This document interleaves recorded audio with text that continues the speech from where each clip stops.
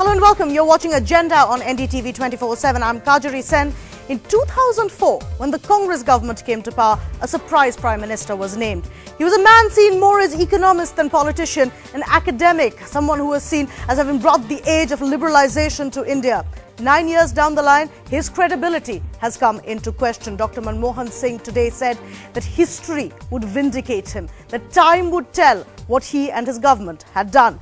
The question we are asking you is whether that is true, whether indeed Dr Manmohan Singh will be vindicated by history. And we've got our two guests joining us today saying yes, indeed, the vindication will take place. We have Randeep Singh Surjewala, Cabinet Minister of the Haryana government, senior Congress leader. We also have BJP spokesperson Dr Singh saying no, what has happened, and history will acknowledge that Manmohan Singh and the Congress government will not be vindicated. Nearly 10 years in power. How will Dr Manmohan Singh be remembered by history? There are several spaces we need to look at, so let's start with the first one, and it's been talked about repeatedly, scams and corruptions under UPA-II. Let's go over to Randeep Singh Surjewala, who's with us. Mr. Surjewala, it's an allegation the opposition has thrown literally every parliament session for the last 3.5 years that the government isn't doing enough to counter corruption. Will the UPA-II and Dr Manmohan Singh be remembered for at best not talking about it, at worst being implicit in corruption? UPA would be remembered also, let me just very quickly point out to you, for bringing in a spate of anti-corruption bills. May I begin by reminding you that Prevention of Corruption Act was brought in the first instance by late Shri Rajiv Gandhi when he was Prime Minister. UPA brought perhaps one of the biggest weapon to fight corruption and ensure transparency, that was the Right to Information Act, which has been the foundation for unlocking many of the wrongdoings across the nation, whether in states or in any other governments. UPA also brought in very recently the Jan Lokpal bill and passed it to the acceptability and acclaim of everybody, including Shri Anna Hazare. There are 6 anti-corruption bills which are currently pending clearance by the Parliament, which is the Whistleblowers Bill, which is the Right to Delivery of Services Bill, which is the Public Procurement Bill, which is the Bribery of Foreign Nationals and Foreign Officials Bill. This is a plethora of anti-corruption legislations that UPA has put in place. Having said that, whether it was 2G or whether it was coal allocation, Prime Minister is 100% right when he said he is the one who raised the issue of spectrum allocation in a transparent fashion. He is the one who, despite NDA and UPA being in power, Prime Minister introduced for the first time, and UPA did, that the coal block allocation should be through a bidding process. And finally, the Mines and Minerals Act, despite the fact that many state governments of the BJP and others objected to it, has been amended to ensure that transparency and bidding process is introduced as a measure for allocation of mines. Yes, in the meanwhile, there have been allegations. Yes, in the meanwhile, there has been a CAG report. I am sure it will be examined. Action has been taken by this Prime Minister only against his own ministers. FIRs have been lodged and his own ministers have been sent to jail. That reflects the sensitivity and integrity of the PM. That's a comprehensive list, Mr. Surjewala. Let me take that over then to Dr Singh. Mr. Singh, we just heard from Mr. Surjewala the list of what the UPA government has done. And essentially, Mr. Surjewala, they're saying history will have to remember those bills, those acts, because that's what's going to pave the way for the future. The opposition, of course, has disagreed. Well, it's not a question of disagreement, it's the Prime Minister who himself disagreed. When somebody asked him what was the high ground of your tenure, he could only remember the nuclear deal and nothing else. He didn't even mention about in his, he could have always said, my high ground was that I brought Lokpal, which is not true, but I did this, I RTI, Manrega, waiver of farm loan. He never mentioned anything which Mr. Surjewala is just speaking. The reality is, on the corruption issue, he even tried to duck today. And he said the other scam or the Himachal Veerbhadra Singh scam or related to the chopper gate, he said particularly he said, well, I have not applied my mind. It is the same thing what he had done for the 2G. He says the coalition government, in a coalition government, there is a compulsion. But let me remind now, you have given enough time to Mr. Surjewala, so please give me. Of course. That he is the first Prime Minister who says that the electoral mandate I got for UPA-II washes away my corruption charges. So therefore it all ends here. That's the kind of reply you get from a Prime Minister on corruption. And let me remind also my Congress friend that on the 2G JPC was created because the Finance Minister and the Prime Minister will be questioned. You all ducked it. And when it came to the Colgate, he was the minister and he doesn't take the responsibility and accountability on the Colgate also. So that is what also the nation is seeing. So don't lecture us what you have done. Tell us what you have not done. Right. So what you have done versus what you have not done. And in fact, let's bring in an audience question here. Can I just add a line here?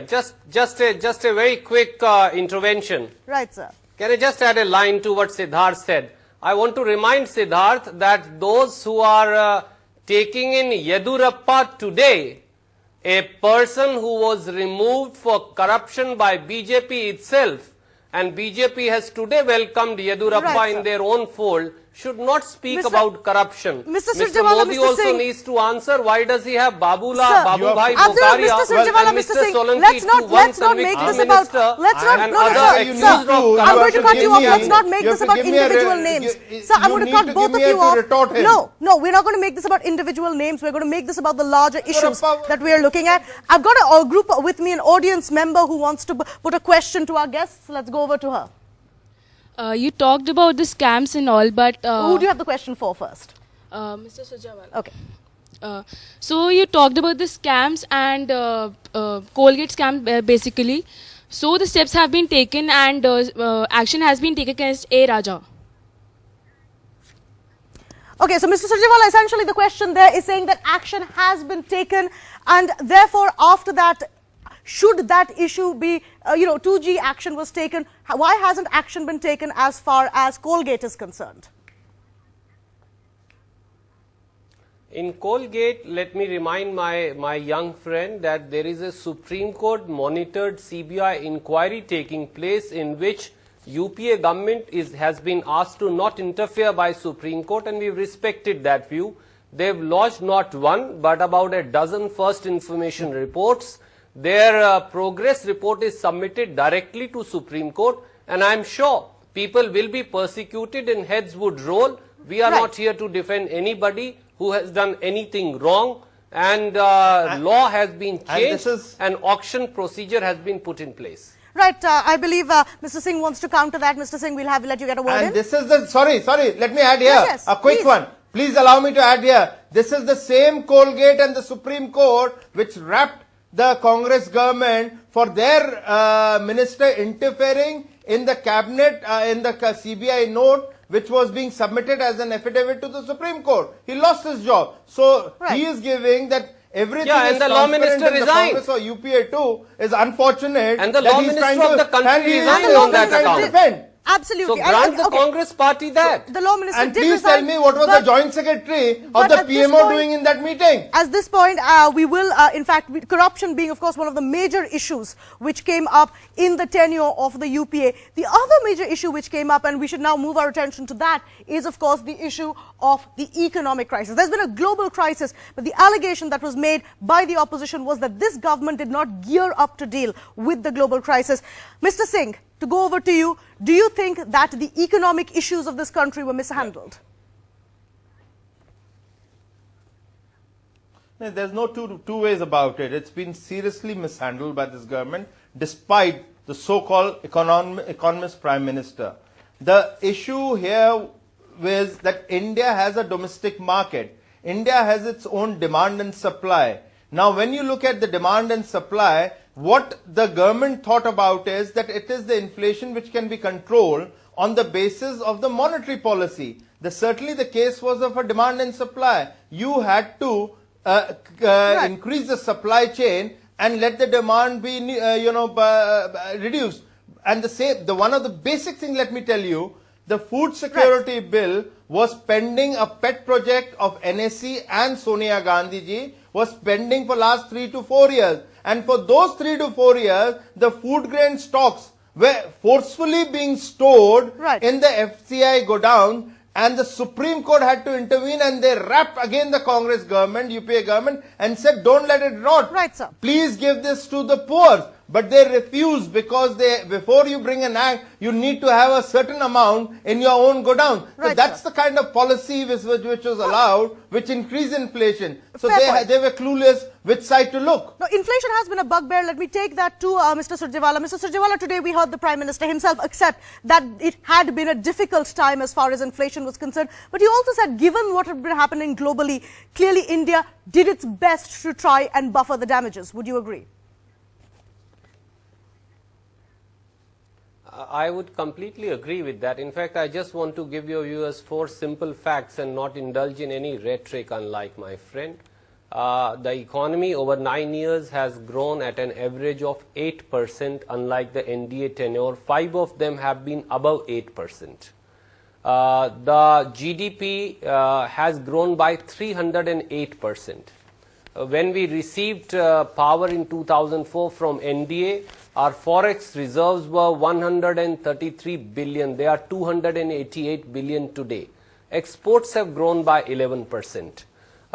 Employment has been generated to the best extent possible, despite a slowdown worldwide in the manufacturing sector. Yes, inflation has gone up, which is a matter of serious concern, but it is also true that India, in terms of infrastructure, whether it was roads or ports or telecommunication, has outshined most countries of the world. And India is really a true growth story over last 9 years. Yes, there are problems of inflation, there are problems of more job creation, but those are problems that we need to cumulatively overcome instead of indulging in blame game.